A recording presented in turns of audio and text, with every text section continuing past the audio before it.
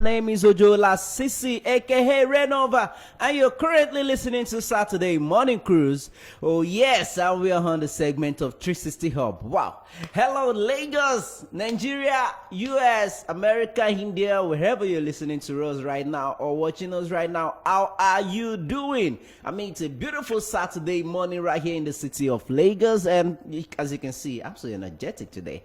And trust me, I'm so excited to be right here this morning, because today on the show we've got an amazing guest, and he's ready to take us on the journey where we're gonna be talking about an amazing stuff today. And yes, who am I talking about today on the show? My guest is the one and only Mr. NWACHINEMERE EMEKA, and yes, he is the CEO of KITOVU technology company, and he is a multi-award winning serial entrepreneur. And of course, based on his profile right here on my system, I've got he's a multi-award winning serial entrepreneur, passionate about transforming Africa into a global food hub, and of course is a graduate of the University of Nigeria, which is popularly known as Nsukka, and also is also a receiver of a special training on business and entrepreneurship from Enterprise Development Center, Pan Africa University, right here in Lagos.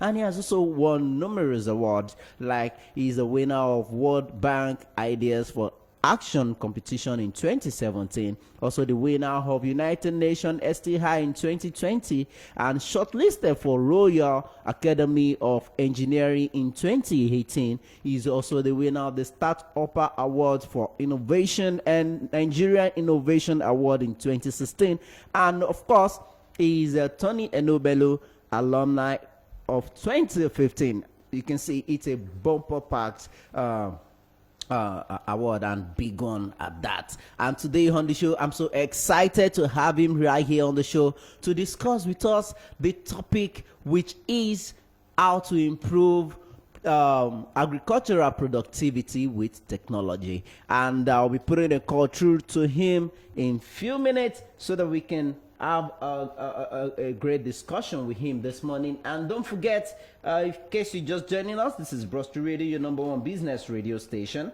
And yes, today on the show, like I said earlier, we have our guest on the show today is Mr. NWACHINEMERE EMEKA, and is the CEO of KITOVU technology company. And yes, the company is situated in Iseyin, which is Oyo State. And trust me, I can tell you that yes, he is ready. And this particular young man has been doing an amazing job. Believe me, I mean, while going through his profile, I was really amazed. And you know, I also went online to do a little research about him, and I was so impressed with what I saw. And I can tell you that yes, he believed himself that he can get it done, and this is a race. I mean, look at Africa today. We are going through a whole lot in Africa. There's a whole lot, especially now that Nigeria is we are experiencing what is called food inflation right now in Nigeria. Is it not the time? Is this not the right time for us to start talking about how we can make food surplus in Africa? I mean, look at what is happening around the globe. There's climate change and all of that. But trust me, this is the right time to talk about it, and we're ready to do that. So pulling a call through to Mr. NWACHINEMERE EMEKA now, and yes, I hope he picks on time so that we can start right away. Hello, good morning, Mr. EMEKA. Can you hear me? Yes, I can hear you. Good morning. Welcome to 360 Hub on Broad Street Radio, your number one business radio station.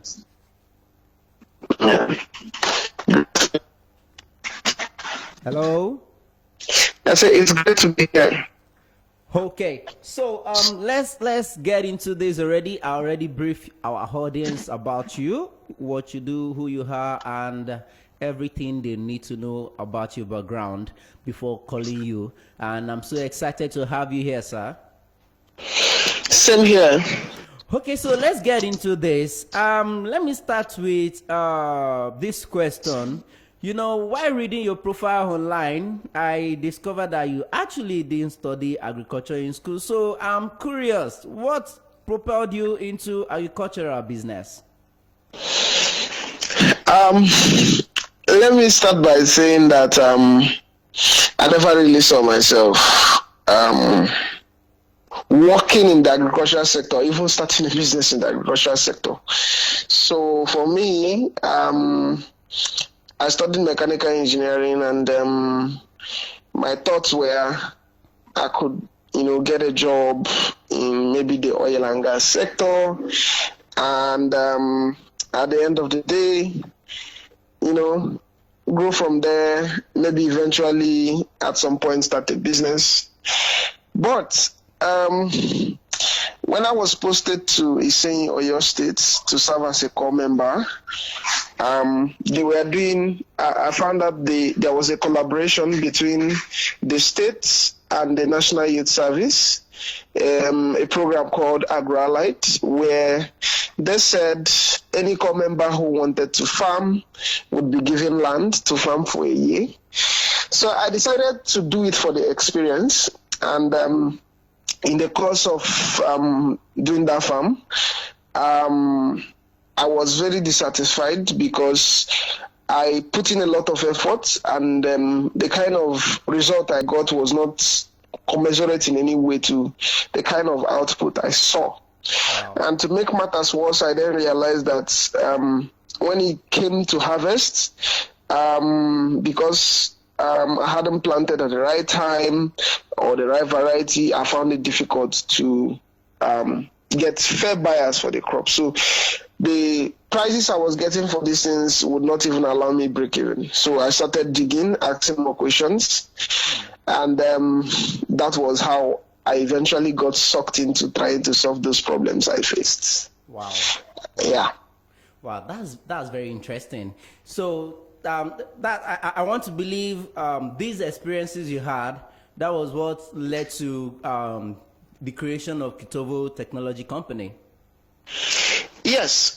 So what happened was when I faced that challenge, got very low yields, and then I was getting very, very terrible prices for the grains, because my first ever farm was a maize farm that I had done in a 5-hectare farm. Okay. So I decided I was not going to sell. I was going to find a way to store for a while. But the grains were not dry. So I quickly fabricated a local dryer and, dried the maize, stored it. Some local farmers also came, to make use of the facility.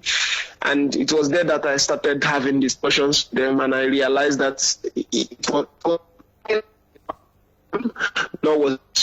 was something that lots of farmers, had.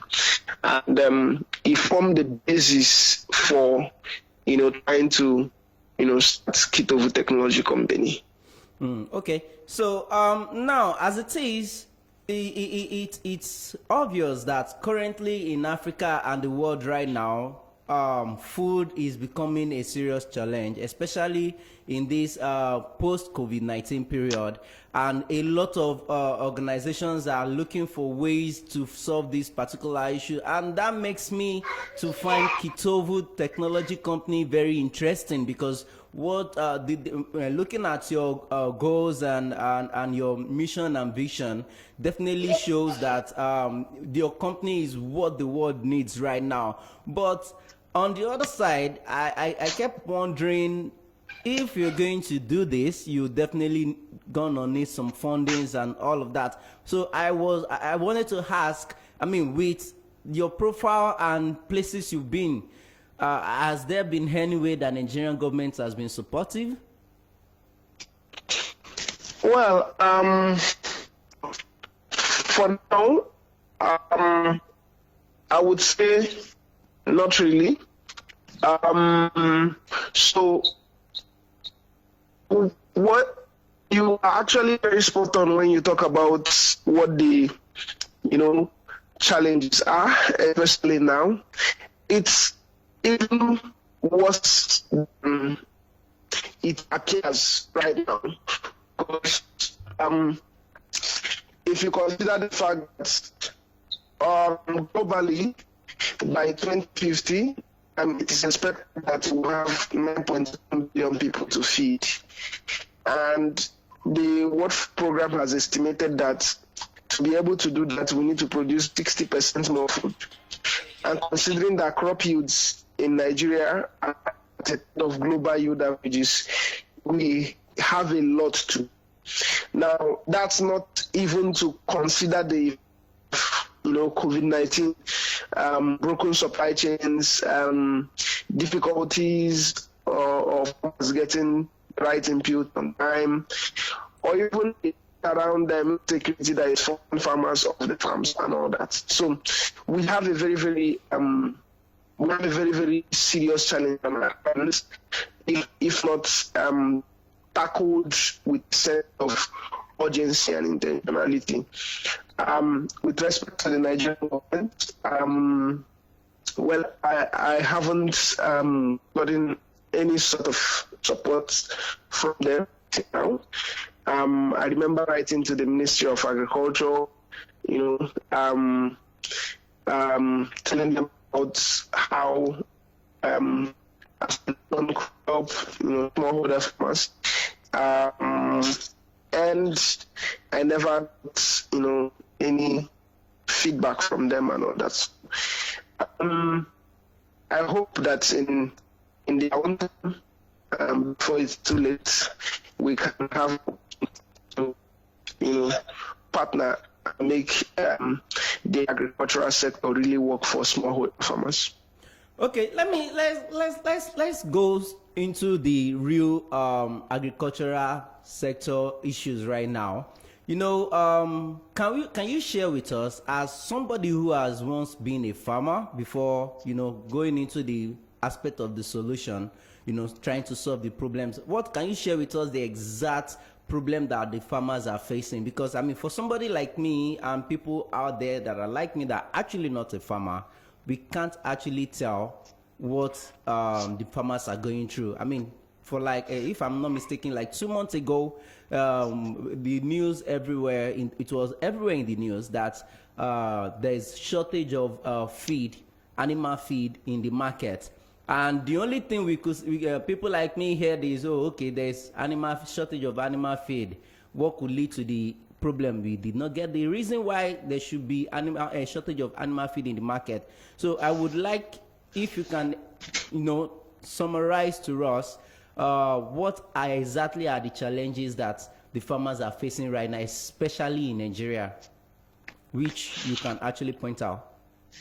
Okay, thank you very much for that question.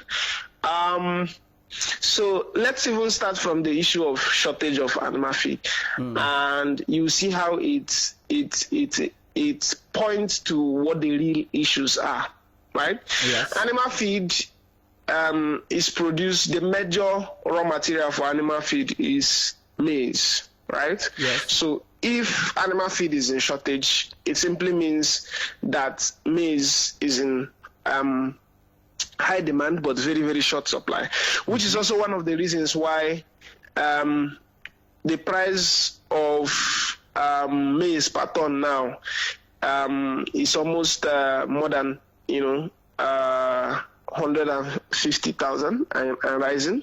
Wow. Per ton. Yeah. So what are the problems? Now, first of all, when agriculture started, because agriculture actually started in Africa, the rest of the world learned agriculture from Africa. When agriculture started in Africa, it was very simple. The lands were very fertile. All they needed to do was, put the seeds and it would germinate and they'll have a bumper harvest. They even learned how to use manual plows and use animals, before the rest of the world. So Africa was once the food hub of the world, which is why, in antiquity, once upon a time, there was a famine and everybody came down to Africa to buy food, Egypt precisely. Now, a lot has changed. We are facing challenges like never before. we have issues around climate change, we have increasing soil degradation, right? Now, you cannot expect that you use the same methods that worked centuries ago to get the same result. So, for starters, we have our farmers.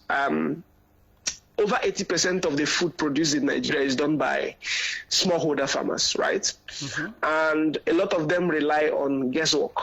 So I just get the seed that I'm used to and I put it into the soil, right? And if it does well, it does well. If it doesn't do well, it was God's will. Mm. The truth is, relying on guesswork is not going to cut it. Mm. So, but most times farmers do not have that information. So the depth in information is a huge problem that farmers face. So when they don't have information about what to grow, how to grow it, and for which market they are growing, they're already beginning to be set up for failure. Secondly, because soils are costly, if there is no alternative way for farmers to know the right inputs to put in the soil, it begins to set them up for reduced yield, which is also one of the reasons why, like I mentioned earlier, crop yields in Nigeria are at a third of global yield averages. To put that in perspective, the global yield average for maize is about 3.2 to 3.5 tons per hectare. That's average. There are countries that achieve as high as 9 tons per hectare. I'm talking about global yield average. In Nigeria, the global yield average for maize is 1.2 tons per hectare. Now that will show you how low yields are in the country. Wow. But that's only one aspect of the problem. The second aspect is that there is a huge deficit in both farm and post-harvest infrastructure. So, for instance, in Oyo here where we're based last year, lots of farmers lost their farms when they planted with the rains and then the rains didn't continue. It happened again this year. So this is 2 years in a row that farmers have lost their initial farms to droughts or unstable rains. Because as I mentioned, there is increasing climate change that lots of farmers have not been trained or prepared for. Neither do they have the tools or the equipment to face them. Less than 7% of farms in Nigeria are irrigated, so which means they have to rely on rainfall, which is no longer as reliable as it used to be. I remember when I first came here, when I started living in Iseyin, Oyo State in 2014, you could predict. It was very, very, and that's to show you how big the problem has become. You could with certainty say, oh, I can prepare my field February, March, April, the rains are going to come, but you can't do that now. It's almost like you're gambling, right? Okay. So there is that issue that there is lack of all those basic farm infrastructure, and there even when there is some sort of storage, which is also very inadequate, they are not in a way where farmers can afford them. Farmers can buy silos, and models that silo operators use are ones that will not really allow farmers to take advantage of existing storage infrastructure, which is also one of the reasons why 40 to 60% of everything we produce is lost to post-harvest losses. So those are very, very critical challenges farmers are facing. More recently, we've seen the issues around insecurity, right? Yes. We've had situations where herdsmen, graze people's farms to no consequences. We've seen farmers abandon farms because they are scared for their life. Yeah, and if all those things are not tackled, trust me, it's going to only get worse. In fact, looking at all the indices and parameters, I can tell you that if we think that food prices are high this year, then we should watch out for next year, because it's not going to be funny. Wow. Yeah, it's not. I can tell you authoritatively that it's not going to be funny next year, because if the number of farmers who are on the farms right now, who are back on the farms and farming, and the actual work they are doing is anything to use as a framework to base predictions, then I can say that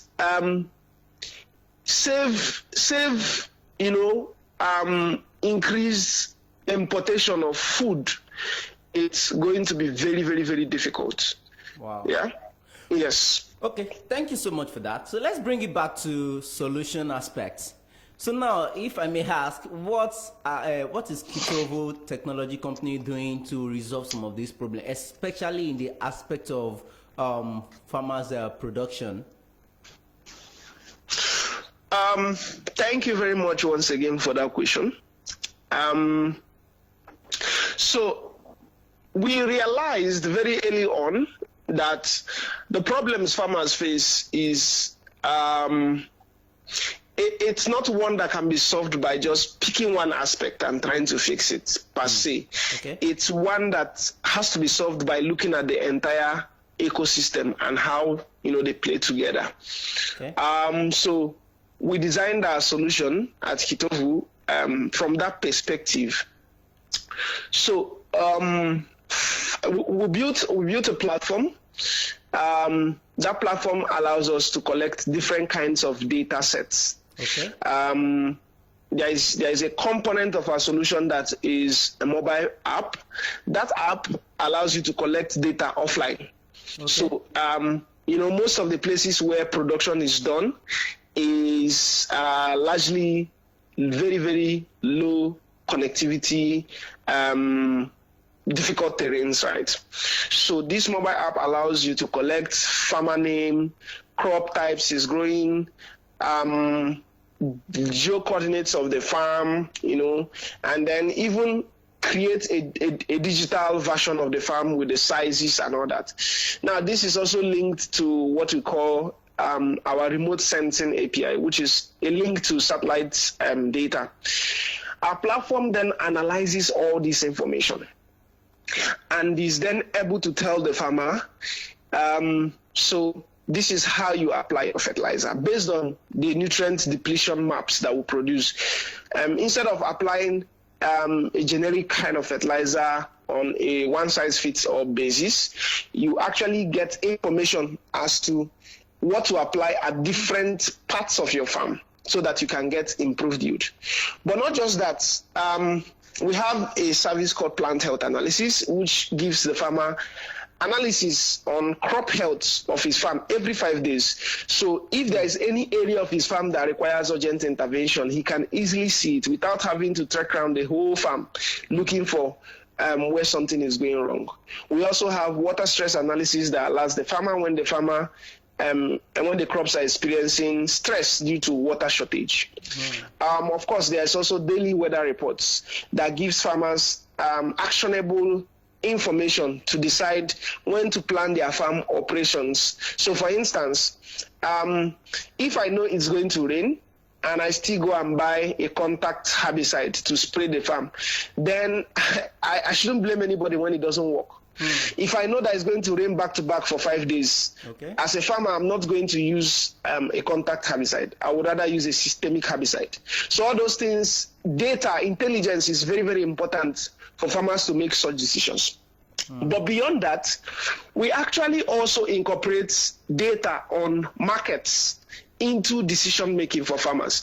So instead of a farmer to just go and say plant any type of cassava, we give him intelligence and say, okay, plant TMS 419 cassava because that's what starch companies are going to be buying.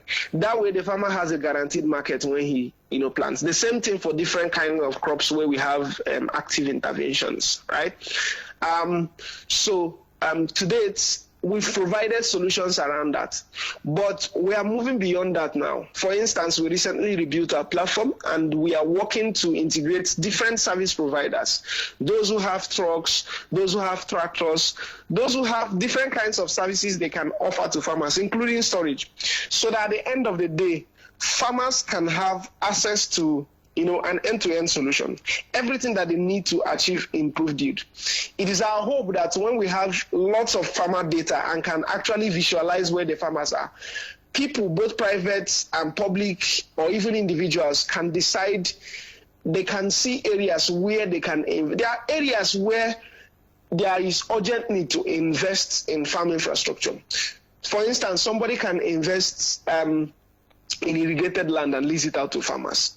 But data is at the key to making that possible. And that's what we are doing, actively collecting this data so that we can make sense of farmers' needs and where those farmers are.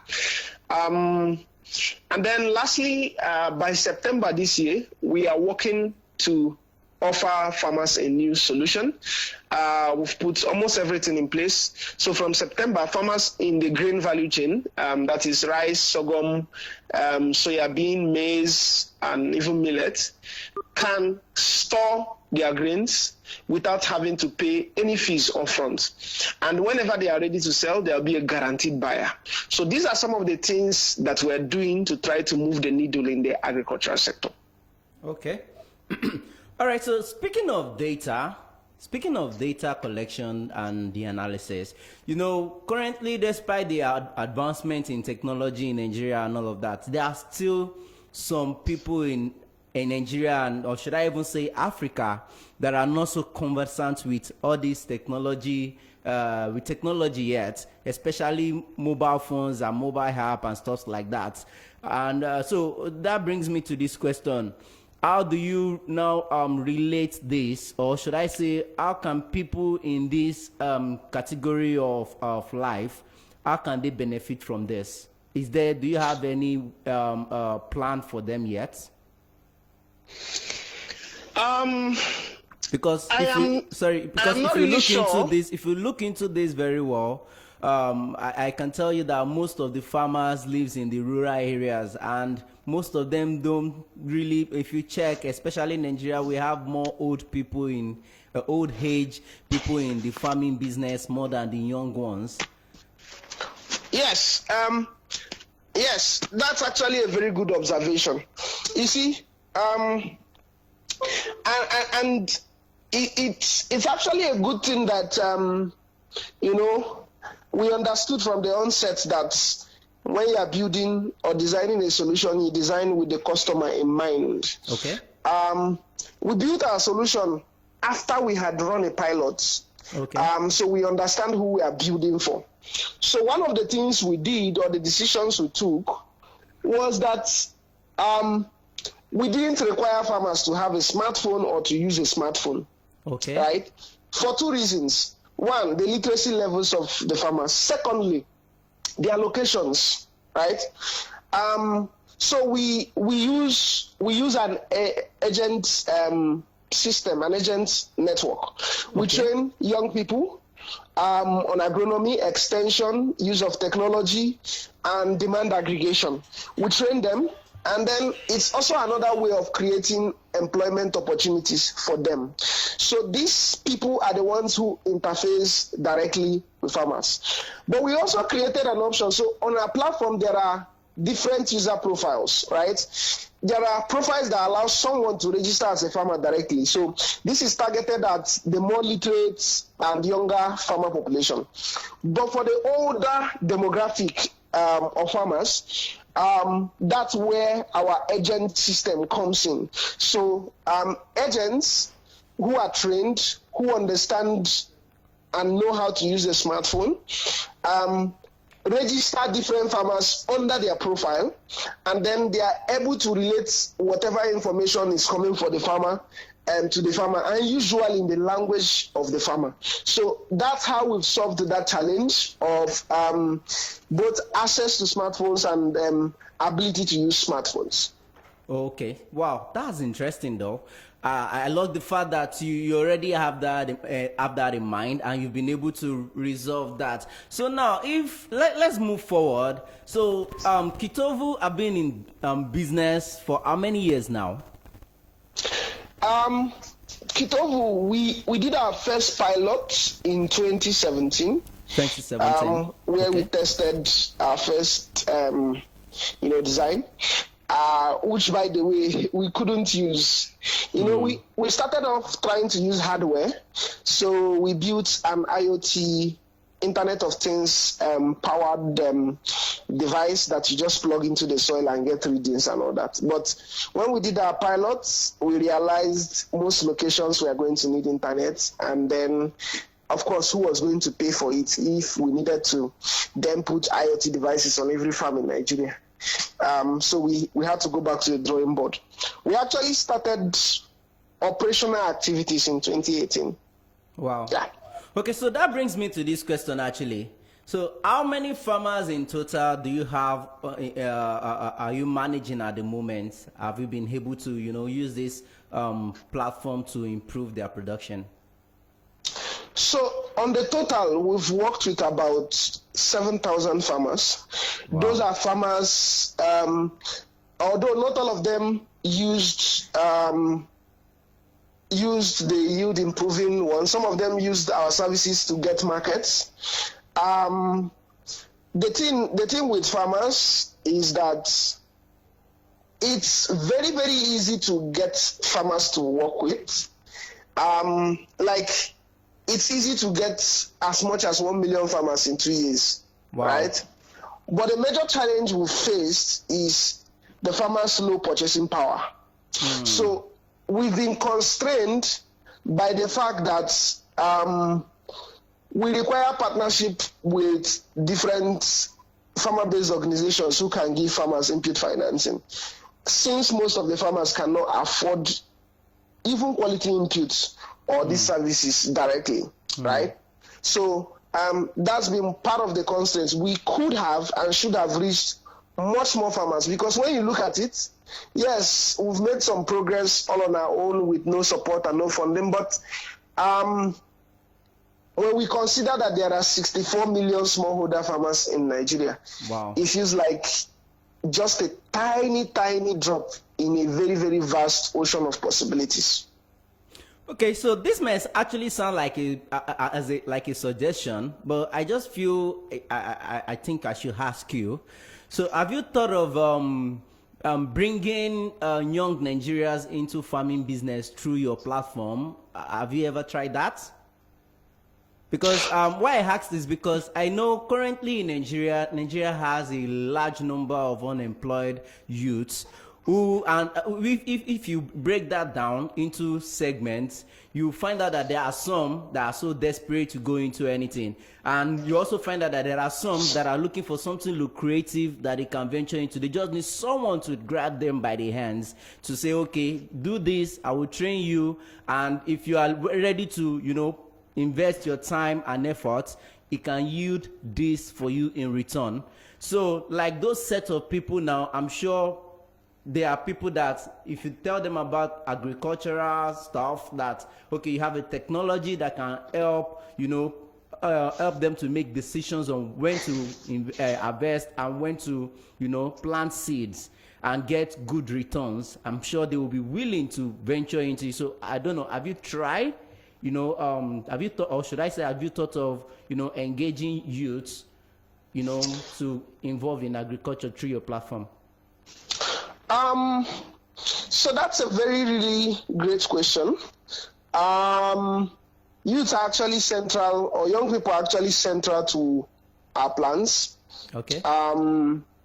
We used to run Farmers Academy, okay, where we train young people, right?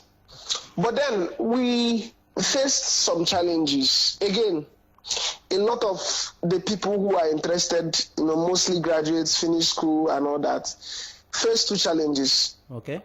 And some of them don't even have the money to pay for. Because when we put it out on social media, we get thousands of applications. But then when it comes to being able to, afford the training, not that it's very costly, because these things, our Farmers Academy training, we offer it in a way that it is both in class and on the field.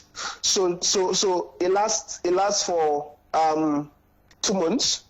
Out of the 2 months, part of it, about 3 weeks, is spent in class, 2 to 3 weeks, depending on the value chain, and then the rest is spent on the field learning. So it means we'll have to provide accommodation.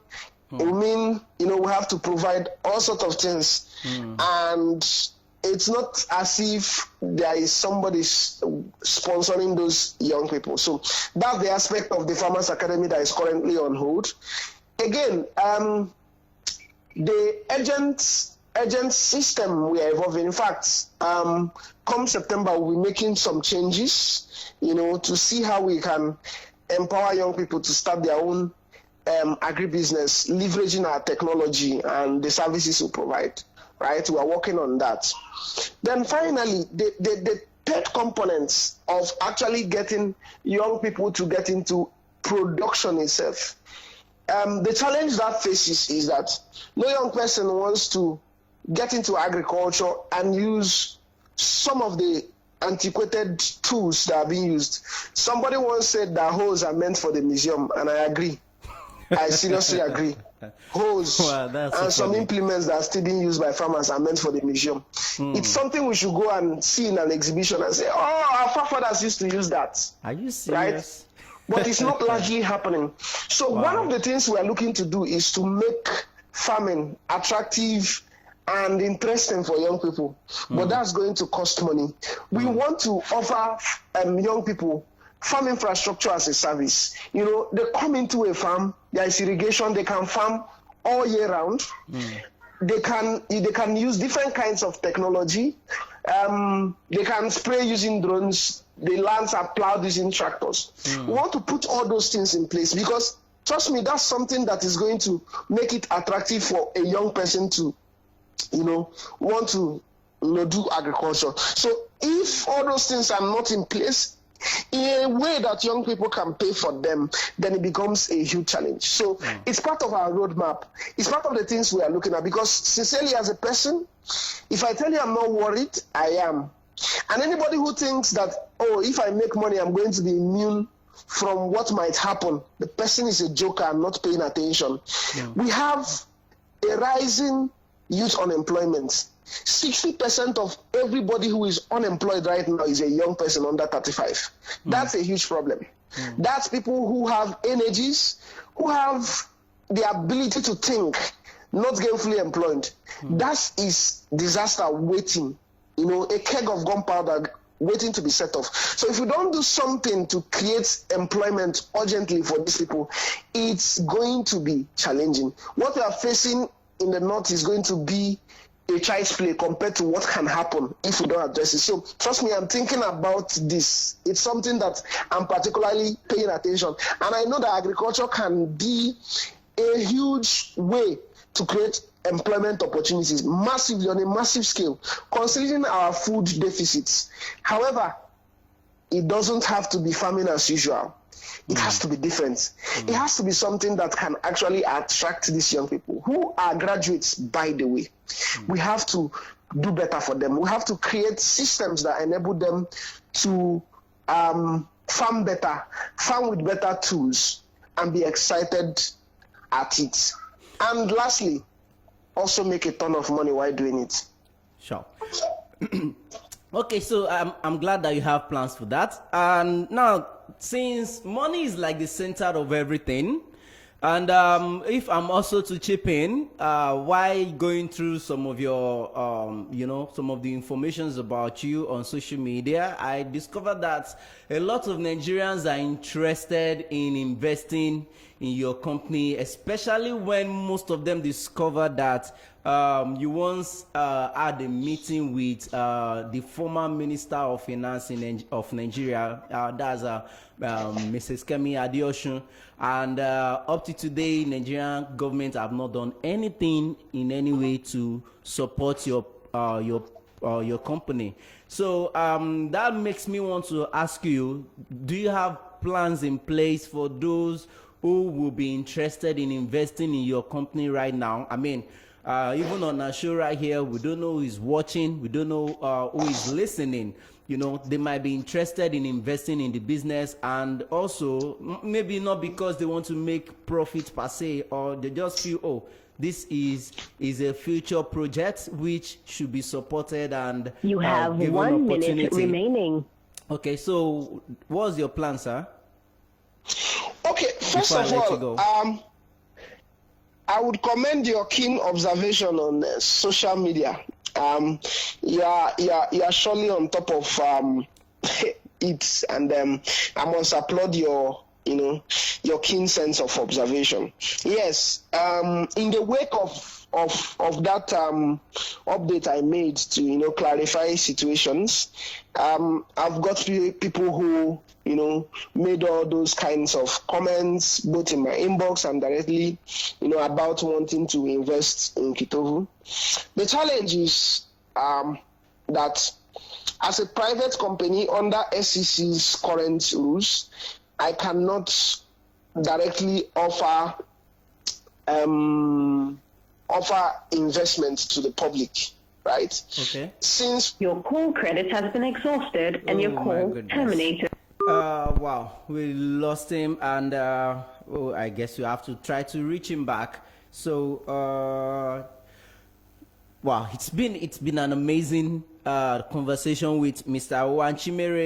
NWACHINEMERE, EMEKA, and he's about telling us, answering the last question I gave him actually, which is trying to let us know that at the moment he can't offer investment directly to the public because of the setting of the organization and of course the rules of the NCC, and hopefully I'll be able to reach him back on that so that we can have a proper information on what ways and how he plans to make that possible. I mean, obviously the company needs investment, and there are ways that they should be able to do that.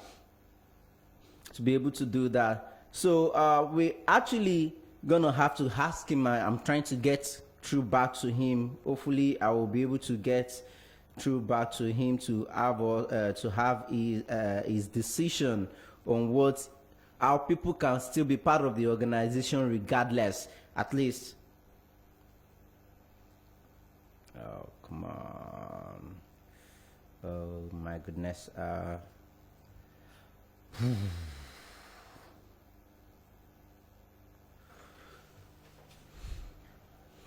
Okay, so and don't forget, this is Bros Radio, your #1 business radio station. And in case you're just joining the show, this is 360 Hub right here on Bros Radio, your #1 business radio station.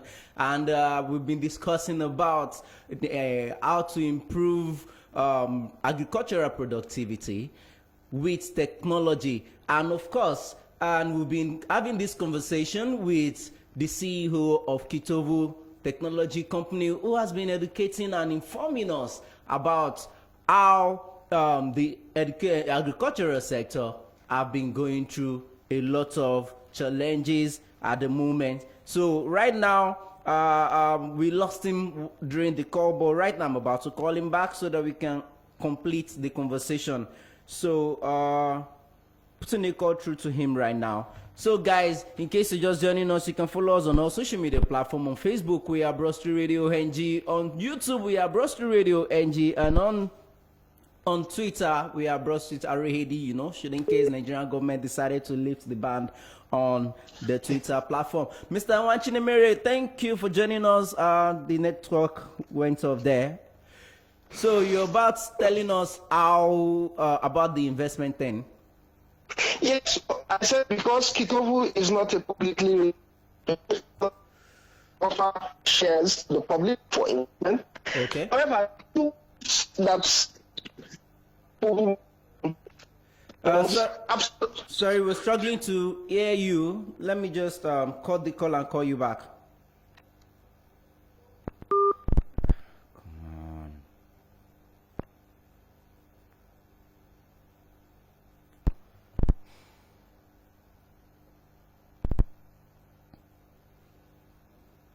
Okay. Yeah, Hello. is we it can any hear better you. now? Yeah, we can hear you clearer now.